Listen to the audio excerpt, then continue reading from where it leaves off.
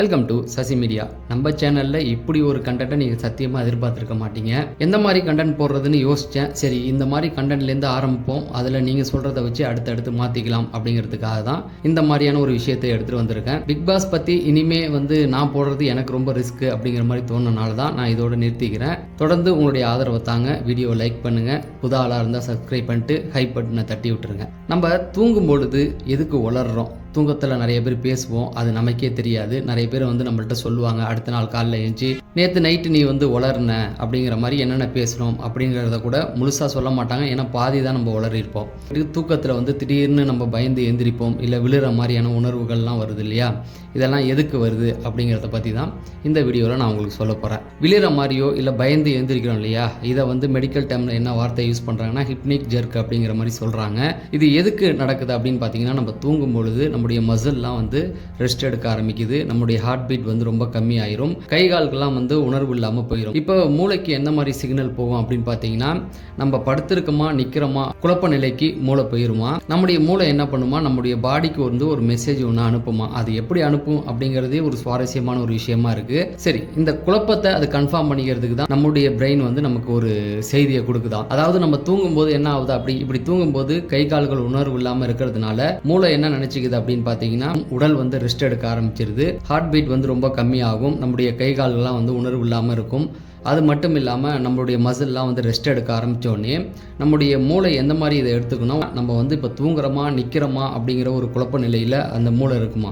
இப்படியே இருந்தால் நம்ம கீழே விழுந்துருவோமோ அப்படிங்கிற ஒரு குழப்பம் அதுக்கு இருக்குமா. அடுத்தது பார்த்தீங்க அப்படின்னா, இவங்களுக்கு என்ன ஆச்சு, நார்மலாக இருக்காங்களா இல்லை வேற ஏதாவது ஆயிடுச்சா அப்படிங்கிறத டெஸ்ட் பண்ணுறதுக்காக நம்முடைய மூளை நம்ம பாடிக்கு ஒரு மெசேஜ் அனுப்புமா. அதாவது நம்ம இப்போ வாயால் பேசுகிறோம், மூளையால் பேச முடியாது இல்லையா, அதுக்காக அதுவே ஒரு சில சிக்னல் அனுப்புமா. அது எப்படி அப்படின்னு பார்த்தீங்கன்னா, நம்மளை பயப்படுற வைக்கிற மாதிரி ஒரு சில சிக்னல் அனுப்புனா நம்ம பயந்து டக்குன்னு ஏந்திரிப்போம் இல்லையா, அந்த உணர்வு தான் நம்ம தூக்கத்தில் அடிக்கடி பயந்து ஏந்திக்கிறது. அடுத்தது பார்த்தீங்க அப்படின்னா, நம்ம எங்கேயோ விழுற மாதிரியான ஒரு சில உணர்வுகள் நமக்கு வரும்.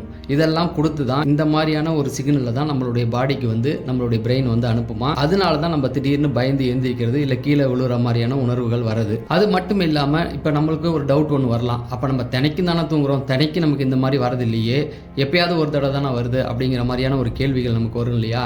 இதுக்கு என்ன அப்படின்னு பார்த்தீங்கன்னா, நம்ம தினைக்கும் எப்படி தூங்குவோம், எந்த மாதிரி பொசிஷனில் இருப்போம் அப்படிங்கிறது எல்லாமே நம்மளுடைய பிரெயினில் ஸ்டோர் ஆகிருக்கும். நம்மளுடைய பிரெயின் எல்லாத்தையும் கணிச்சு வச்சிருக்கும். நமக்கு தான் நம்மளை பற்றி தெரியாது, ஆனால் நம்முடைய மூளைக்கு எல்லாமே தெரியும்.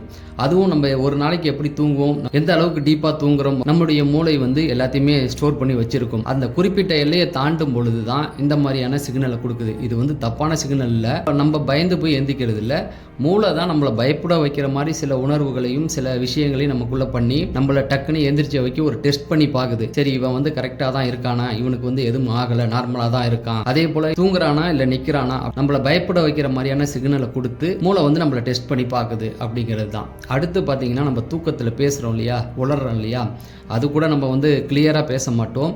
ஏதோ ஒரு சில வார்த்தைகள் புரியும், ஒரு சில வார்த்தைகள் புரியாமலே இருக்கும். இதுக்கு என்ன காரணம் அப்படின்னு பார்த்தீங்கன்னா, ரொம்ப சந்தோஷமாக இருக்கணும், இல்லை ரொம்ப பயந்து இருக்கணும், இல்லை அதிகமாக அன்னைக்கு ரொம்ப சிந்திச்சு இருக்கணும். அதுவும் இல்லை அப்படின்னு பார்த்தீங்கன்னா, ரொம்ப ஸ்ட்ரெஸ்ஸால் நம்ம பாதிக்கப்பட்டிருக்கணும். இந்த நிலைமையில் இருக்கும்போது தான் நம்ம தூக்கத்தில் பேசுறது உளர்றதுலாம் நடக்குது அப்படிங்கிற மாதிரி சொல்கிறாங்க. சந்தோஷத்தை விட நம்ம ரொம்ப துக்கமாக இருக்கணும்ல, மனசு கஷ்டப்படுற நாள், இல்லைனா ரொம்ப ஸ்ட்ரெஸ்ஸில் இருக்கும்பொழுதெல்லாம் இந்த மாதிரியான உணர்வுகள் நமக்குள்ளே வரும் அப்படிங்கிற மாதிரி.